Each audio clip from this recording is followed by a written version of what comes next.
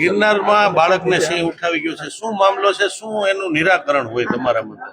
અમે જ્યારે પ્રાથમિક શાળામાં ભણતા તો ગંડુ રાજાનો પાઠ ભણવામાં આવતો.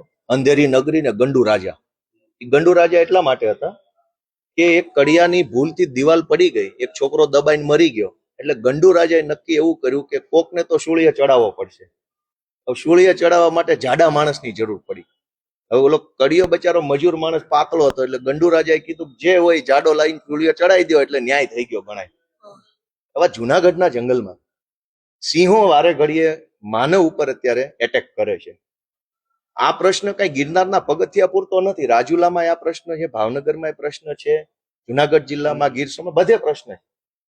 પણ અંધેરી નગરીના ગંડુ રાજાની મીટિંગ ગાંધીનગરમાં મળી અને ગંડુ રાજાએ નક્કી કર્યું કે હવે જે ગિરનારના પગથિયા ચડે અને ઉતરે એનું રજીસ્ટ્રેશન કરશું એટલે સિંહ નહીં ખાઈ જાય. એવું કોઈ તો ગંડુ રાજાને પૂછો કે અમે રજીસ્ટ્રેશન કરીને પગથિયા ચડીએ, એમાં સિંહને શું લેવા દેવા? સિંહ તો જેને ખાવાનો છે ખાઈ જશે. તો સિંહ માનવ ઉપર એટેક કરે છે, એનું લાંબા ગાળાનું કોઈ સોલ્યુશન લાવવાના બદલે હવે યાત્રાળુઓને હેરાન કરવાનો રસ્તો ખોલ્યો કે જે ગિરનારના દાતારના પગથિયા ચડશે અને સહી ને નામ ને બાપાનું નામ, ક્યાં જન્મો ને ક્યાં લગ્ન કર્યા બધી ડિટેલ લેશે. હવે ચડી જા, હું ડિટેલ લખાઈને પગથિયા ચડીશ તો સિંહ નહીં ખાય. ડિટેલ લખાયા વગર જો હું ગિરનાર ઉપર ચડ્યો તો સિંહ મને ખાઈ જશે. કોઈ તો સમજાવવાને કે કઈ દુનિયામાં જીવો છો? આજે સિંહની વસ્તી વધી. આજે માનો કે સરકારના ચોપડે 1500 સિંહ છે.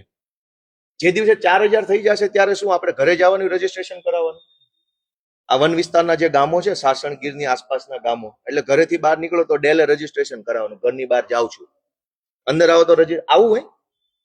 આજે 1500 સિંહ છે અને તકલીફ ઊભી થઈ છે, સિંહના બિહેવિયરમાં ચેન્જ આવ્યો છે, માણસ ઉપર એટેક કરતો થયો છે. તો એનું સોલ્યુશન શું? તો સિંહના મનોવિજ્ઞાનનો અભ્યાસ કરો, એના બિહેવિયરનો અભ્યાસ કરો કે કેમ સિંહને આવું કેમ થઈ ગયું અચાનક. બીજું કે 1500 માંથી 2500 સિંહ જે દિવસે થઈ જશે તે દિવસે એને જગ્યા કેટલી જોઈશે, એટલી જગ્યા ગુજરાતમાં છે કે નહીં?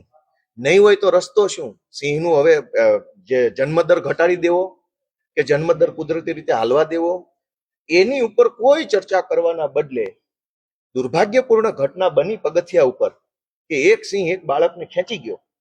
હવે બધાનું રજીસ્ટ્રેશન, હવે રજીસ્ટ્રેશન કરાવીને પગથિયા ઉપર જામ, સિંહ ખાઈ જાય કોની જવાબદારી? રજીસ્ટ્રેશન કરનાર ક્લાર્કની, કોન્ટ્રાક્ટરની, વન વિભાગના સાહેબોની, કોની? એટલે આ અંધેરી નગરી ગંડુ રાજા છે. કઈ પણ ઘટના બને એટલે ગંડુ રાજાની કમિટી મળે અને જાડો માણસ ગોતીને ફાંસીએ ચડાવી દો, ન્યાય થઈ ગયો. આ જ હાલે છે. મંડળીમાં આ જ ન્યાય, વનમાં આ જ ન્યાય, જમીનમાં આ જ ન્યાય, રોડ ખાતામાં ગંડુરા, બધે આ જ હાલે. અમારે તો બોલવું શું? અમને તો દુઃખ થાય છે કે અમને પૂછો, અમે ધારાસભ્ય જનતાએ બનાવ્યા છે, ગીર વિસ્તારનો છે, અમને પૂછો કે ભાઈ આ સિંહ માણસ ઉપર એટેક કરે છે તો આનો રસ્તો શું? તો અમે અમારા ખેડૂતો પાસેથી સૂચન લઈને તમને કહેતા કે સિંહનું માઇગ્રેશન ઉપર વિચાર કરો, જંગલની જમીન વધારવા ઉપર વિસ્તાર કરો. ગીરની અંદર માલધારીઓ જે રહેતા હતા એના કારણે સિંહને ખોરાક અંદર ને અંદર મળી રહેતો હતો. હવે ખોરાક નથી મળતો એટલે એ ગામમાં આવે છે. શરૂઆતમાં જયારે સિંહ જંગલમાંથી રેવન્યુમાં આવ્યા તો માત્ર ઢોરનું મારણ કરતા, હવે માણસનું મારણ ચાલુ કર્યું.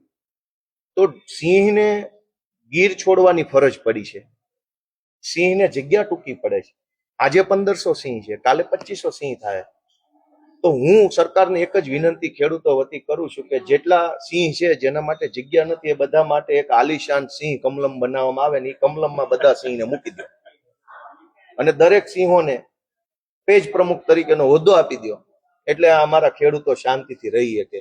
આ શું રોજ ઉઠીને છોકરા ખેંચી જાય, રોજ ઉઠીને ખેતરોમાં મારણ થઈ જાય, જંગલ કાતો આવીને અમને દબાઈ જાય?